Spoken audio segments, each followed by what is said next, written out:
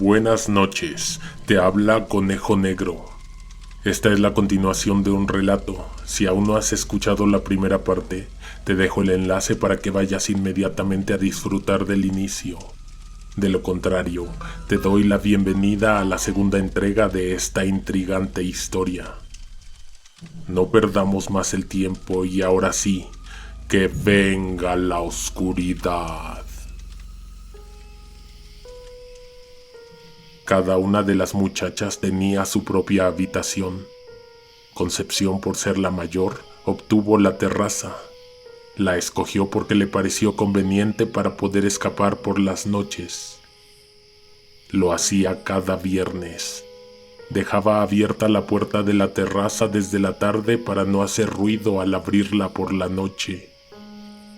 En punto exacto de las 11 de la noche, la joven apoyaba medio cuerpo en la baranda y se dejaba caer al vacío. Se trataba de una terraza en el primer piso, con vista al amplio jardín. Aquella era una hermosa casa colonial, muy parecida a las demás viviendas del pueblo. Concepción caía en los brazos de un hombre, al que jamás le había pasado por la cabeza que aquello era arriesgado.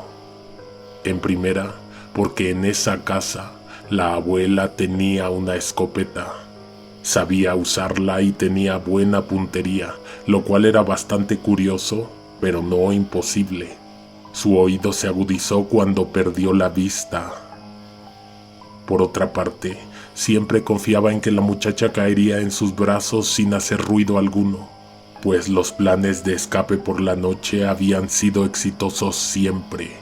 Pero esa vez, Concepción resbaló al apoyar la rodilla contra la baranda y cayó de cabeza. Ella era ligera y delicada, por lo que el hombre en el patio maniobró y pudo evitar que se partiera el cuello al caer. Sin embargo, al momento del descenso, ella golpeó una carretilla y volcó una pila de leños que hizo un ruido estremecedor. Concepción y su novio estaban helados, asustados, petrificados. Miraban hacia el balcón, a la terraza, esperaban ansiosos a que algo sucediera. Entonces, una lámpara iluminó la habitación.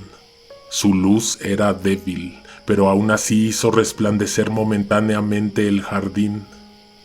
También se mostraron los rostros de los amantes asustados. Segundos después apareció la abuela en el balcón. Con sus ojos ciegos miró hacia el patio. Se quedó quieta esperando escuchar algún nuevo ruido. Concepción y su novio aguantaron la respiración hasta que la anciana volvió a casa. El corazón de la joven estaba a punto de salir por su garganta. Se preguntaba si la abuela había descubierto que su cama estaba vacía.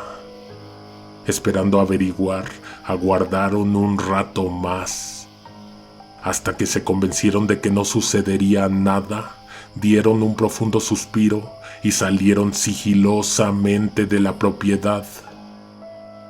A la mañana siguiente, cuando volvió la muchacha, se encontró a su hermana menor esperándola en el comedor. A Irma no la engañaba nadie. Conocía perfectamente la hora a la que siempre llegaba su hermana después de pasar la madrugada con su novio.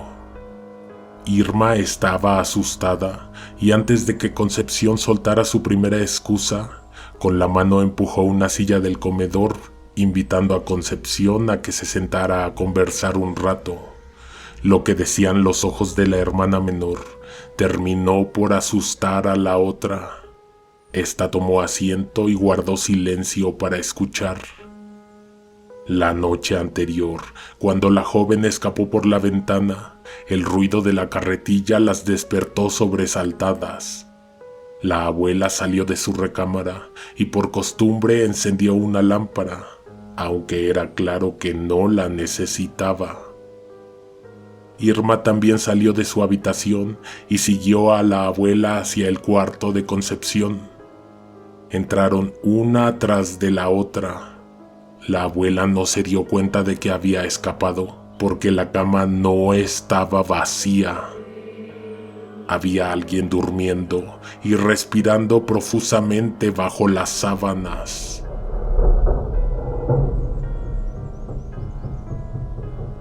Ese alguien definitivamente no era la hermana. Irma vio un par de sucios pies sobresaliendo de la cama y casi dio un espantoso grito, pero a tiempo se contuvo. La abuela entonces salió a la terraza. En ese momento, la persona en la cama se descubrió la cara. Miró a la joven y luego miró hacia el ropero, que tenía sus puertas abiertas de par en par. Era una persona que en definitiva no era y no se parecía a su hermana, y que nunca antes había visto. Para no delatar a Concepción, Irma tuvo que salir sigilosamente de la habitación, incluso antes que su abuela, quien luego de regresar de la terraza, se paró a un lado de la cama y se inclinó para besar la frente de lo que sea que estuviese ocupando aquella cama.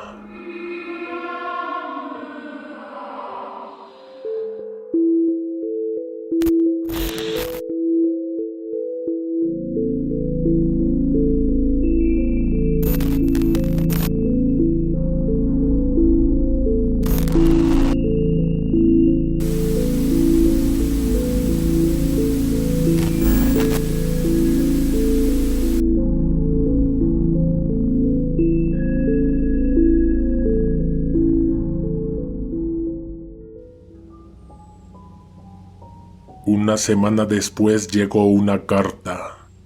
Alguien la deslizó por debajo de la puerta de la casa y la abuela la pisó varias veces antes de que alguien la notara. Además de la carta, minutos después un jovencito llegó a dar un recado. Sebastián había huido del seminario. Para ese entonces había transcurrido una semana entera en la que él había dejado de asistir. Salieron a buscarlo porque en todo ese tiempo no había puesto un pie en la casa. La abuela se quedó en la cocina, de pie frente al fogón. No quiso salir porque estaba segura de que él no había escapado. Sabía que algo malo le había sucedido a su nieto. Irma y Concepción estuvieron fuera toda la tarde. Volvieron de noche, exhaustas, con los pies hinchados y cansados. La búsqueda fue en vano. Sebastián no apareció por ningún lado. Al entrar a la casa, el cálido aroma del café de olla entró por sus narices y las condujo directamente a la cocina, donde la abuela las esperaba sentada frente a una mesita. Ahí, 3 tazas humeaban al centro. La abuela tenía una Biblia abierta casi a la mitad, posada sobre la mesa. Las hojas tenían separadores de todos tamaños. Así encontraba la anciana los pasajes que recitaba. Mateo capítulo 16, versículo 25.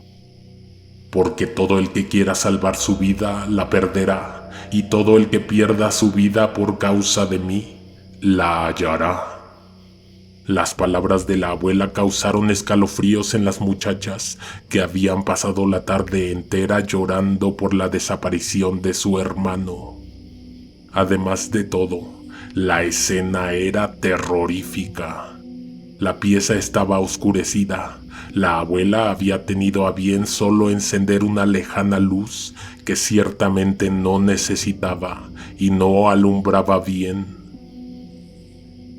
Las chicas pudieron notar que la Biblia de su abuela tenía varias hojas arrancadas, y no solo eso, las páginas donde se encontraba el versículo que la anciana había recitado de memoria estaban completamente rayadas por la tinta de una pluma negra. En ese momento, desde las penumbras y sin hacer el más mínimo ruido, se deslizó una silueta que había permanecido oculta en las sombras. Irma la reconoció de inmediato. Era la persona que dormía en la cama de Concepción. La abuela no la oía ni la presentía. Las muchachas se miraron entre sí, hicieron retroceder sus sillas arrastrándolas un poco sobre el piso. La abuela, impasible, colocó las manos sobre las destruidas hojas de su Biblia. Sus ojos entonces se veían distintos. Irma y Concepción no sabían cómo reaccionar, ni siquiera querían hablar y no se habían decidido a informarle a la abuela que no se encontraban solas en la casa, que una persona desconocida había invadido la privacidad del lugar. Entonces, la anciana abrió la boca muy grande. Inmediatamente después, sin mover los labios, dejó salir una extraña voz de su garganta. Era la voz de Sebastián, el seminarista. No salgan de casa esta noche, duérmanse todas en la misma recámara. La abuela comenzó a toser, parecía que se estaba ahogando. La voz de Sebastián se le había atorado en la garganta. Entonces, la anciana se llevó la mano a la boca. Con los dedos intentaba extraer algo del interior. Esa acción le provocó arcadas. Entre los dedos tenía una delgada cadena. La jaló lentamente hasta que la extrajo por completo. Al final de esta había quedado temblando una medalla. La abuela la puso sobre la mesa y ésta inmediatamente desapareció. Por un breve instante olvidaron que alguien, además de ellas, vigilaba la escena. Ignoraban que mientras tanto, esa persona había regresado cautelosamente a la planta alta. Minutos después, la abuela las condujo al primer piso. Caminaron por las escaleras aterrorizadas. La abuela las seguía de cerca. De hecho, con sus arrugados dedos tomaba la punta de los vestidos de las muchachas. Despacio, dando lentos pasos hacia lo alto de la escalera, llegaron al primer piso. Ahí todo era oscuridad. Las muchachas tuvieron que hacerse paso por el corredor y hasta la habitación de la abuela, dentro de un mar de penumbras. Habían pasado años desde la última vez que entraron en su recámara, y no era por decisión propia. La abuela jamás las invitaba a pasar. Las muchachas se acomodaron en donde pudieron, mientras la abuela mantenía una lámpara encendida que apagaría en cualquier momento. Irma cerró los ojos y fingió quedarse dormida. Como era lo mismo tener los ojos cerrados que tenerlos abiertos, Concepción recargó su cabeza en la pared y esperó a que dieran las 11 de la noche. Era viernes y su novio la esperaría en el balcón de la terraza. Como era de esperarse, a la hora pactada escucharía las hojas de los arbustos sacudirse, como señal de que ese hombre la estaba esperando bajo la terraza. La hermana mayor no sabía qué hacer, cómo decirle a su novio que esa noche ella no podría acompañarlo. De pronto, apareció un ruido en una de las recámaras de las muchachas. Se abrió una puerta, seguramente la del ropero. La abuela se levantó y se sentó en la cama recargando la espalda en la pared. Encendió una lámpara que mostró su rostro y brevemente apareció la habitación en la que pretendían pasar la noche las tres. En la recámara de Concepción se escucharon más ruidos, pero la abuela no hizo nada. Parecía saber bien qué estaba sucediendo. Se abrió la puerta de la terraza, misma que la joven había olvidado abrir en la tarde para escapar silenciosamente de noche. Poco después, en el patio se escuchó un alarido que se convirtió inmediatamente en un grito ahogado. Era el novio de la hermana, definitivamente. La abuela sonrió, miraba hacia el vacío con sus ojos blanquecinos. Apagó la luz y les ordenó a las muchachas que volvieran a dormir. A las 6 de la mañana, la anciana se levantó, corrió las pesadas cortinas y dejó que la luz del amanecer inundara la habitación. Se movía con tal destreza que parecía que podía ver. Además tenía la misma energía que cualquiera de las dos nietas. A las 7:30 de la mañana ya estaban dentro de la iglesia, sentadas en su lugar habitual. Luego de la Eucaristía, el padre pidió por el descanso de Sebastián, a quien habían dado por muerto demasiado pronto. Las hermanas estaban desconcertadas, pero aún así se llevaron la mano al pecho y recibieron las palabras del padre de la iglesia, como un bálsamo para tranquilizar el dolor que suponía la pérdida del joven seminarista. Salieron de misa y caminaron por la plaza en dirección a su casa. De la mano iban tomadas las tres. La abuela, por su parte, caminaba lento, levantando la frente y girando la cabeza en varias direcciones, como si estuviera buscando algo en el ambiente. En una banca se encontró con un muchacho. Él llevaba una cadenita al cuello de la cual colgaba una medalla. Esa joya le había sido entregada a Sebastián por su madre cuando él comenzó el seminario. La abuela jalaba del cuello del joven con tal fuerza que ya había comenzado a lacerar su piel y a lastimar uno de sus brazos. Sin duda alguna se trataba de la misma medalla del seminarista. Las muchachas se plantaron frente al joven, quien no tuvo de otra más que dar una explicación, misma que no tenía sentido en lo absoluto. En esa plaza vacía ya no quedaba nadie. Todos habían huido del abrasante sol o de la gélida sombra de los árboles. Casi a rastras llevaron al muchacho con sus padres. La gente en sus casas al principio miraban asomados por las ventanas, pero después se unieron a la caravana para enterarse del chisme. Apareció ante la casa del muchacho una multitud que poco a poco fue calentándose de ánimos. Golpeaban la puerta con toda la intención de derribarla.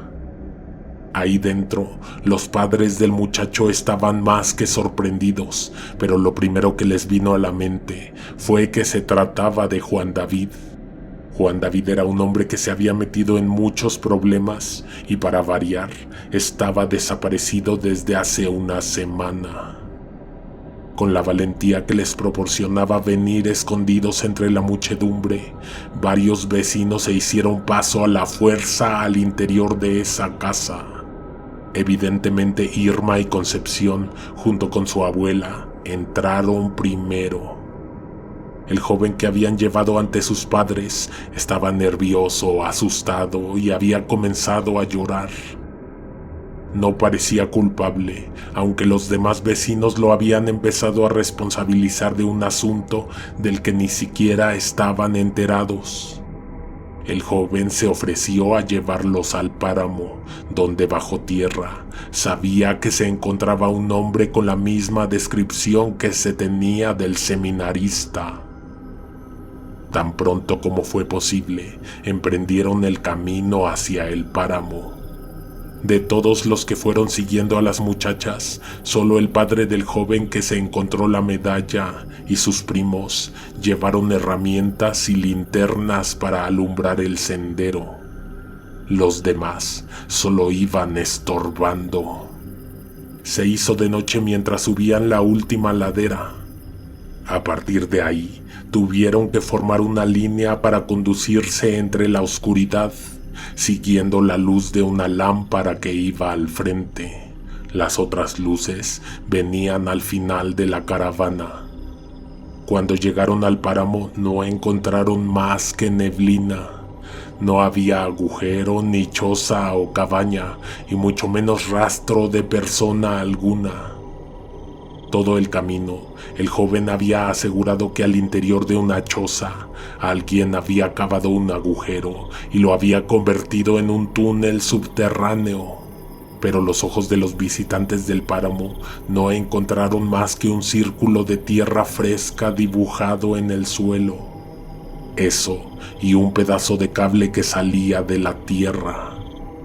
Regresaron con las manos vacías y con toda intención de seguir interrogando al joven, pero luego de varias veces de repetir la misma pregunta, terminaron por rendirse. ¿Por qué no le avisaste a nadie?, repetían hasta el cansancio. Las muchachas volvieron a su casa de madrugada. Solo volvieron con la medalla en las manos y con un gran hueco en el pecho. La abuela no estaba en la casa, no la encontraron en ninguna recámara y a pesar de que era un asunto por el cual deberían preocuparse, ambas nietas se fueron a dormir cada quien a su habitación con absoluta tranquilidad. Muy de madrugada, un ruido en las puertas del ropero despertó a Concepción. La madera crujía. Al principio, entre toda esa oscuridad no se veía absolutamente nada, pero como la puerta de la terraza también estaba abierta, pronto apareció ante los ojos de la joven un hombre. Salió del ropero lentamente, con cautela. Esa figura envuelta en una túnica avanzó hasta el borde de la cama de Concepción. Ella lo vio con horror. Era Sebastián. Apareció enfundado en una podrida túnica, en una sotana. La piel y la carne estaban podridas, y en algunas partes el músculo se desprendía mostrando el hueso. El sanguinolento interior de la boca se mostró, y de ahí brotó un apestoso hedor acompañado de un par de espantosas frases. La abuela murió hace días. La persona que vive en esa casa no es quienes ustedes creen.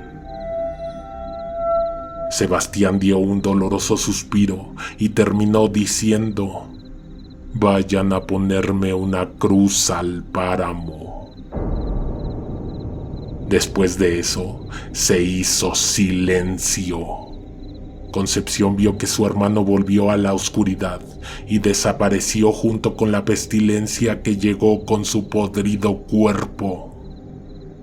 El resto de la madrugada ella permaneció paralizada, mirando el techo de su habitación sin poderse mover, pero muy tranquila. En su mente ya se había formado un plan. Muy temprano por la mañana, Irma y Concepción salieron de nuevo hacia el páramo. Iban acompañadas de un par de hombres que empujaban carretillas con herramientas y palas. El sol quemaba el rostro, pero el frío congelaba el alma. Las muchachas encontraron el páramo al mediodía y el resto de la tarde se pasaron buscando el exacto lugar donde había quedado el agujero. Aquellos hombres que las acompañaron cavaron un par de hoyos, pero no encontraron nada. La tarde murió en el cielo y poco a poco se empezó a hacer de noche. Irma sacó de una bolsa la cadena y la medalla. Planeaba lanzarla hacia el pequeño lago que reposaba tranquilamente entre la punta de las montañas. Entonces un viento helado se apoderó del páramo y casi como respuesta inmediata, una extraña fuerza jaló la cadenita y la medalla hacia la tierra. Cuando Irma no la pudo sujetar más, la dejó escapar entre sus dedos. La cadena cayó al suelo e inmediatamente se hizo camino hacia el interior de la tierra. Desapareció ante los ojos de la joven. En ese preciso punto enterraron la cruz con el nombre de Sebastián ahí donde también quedó la medalla de oro.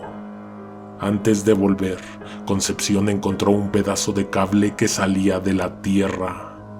El extremo que se asomaba a la superficie había sido arrancado con fuerza.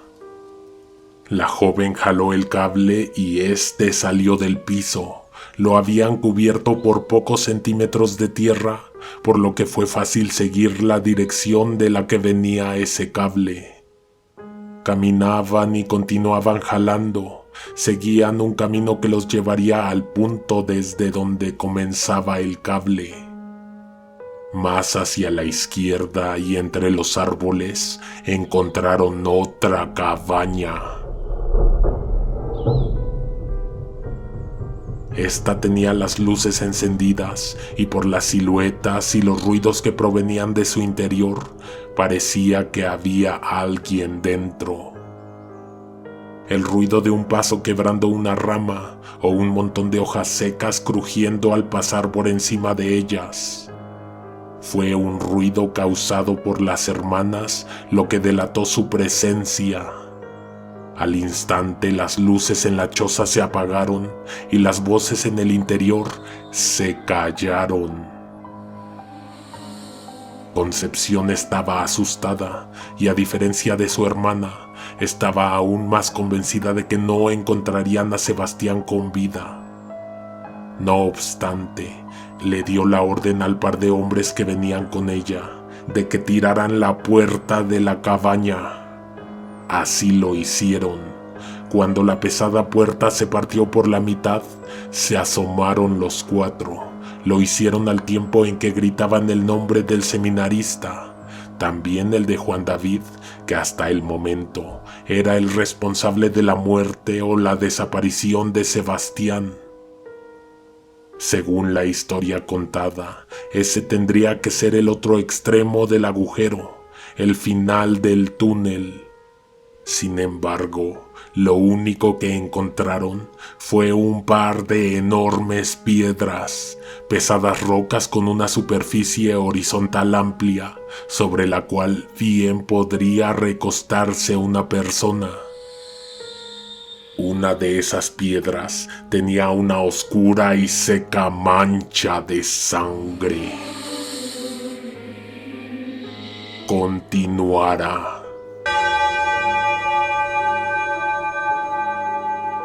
Próxima semana estaremos dándole continuación a esta historia.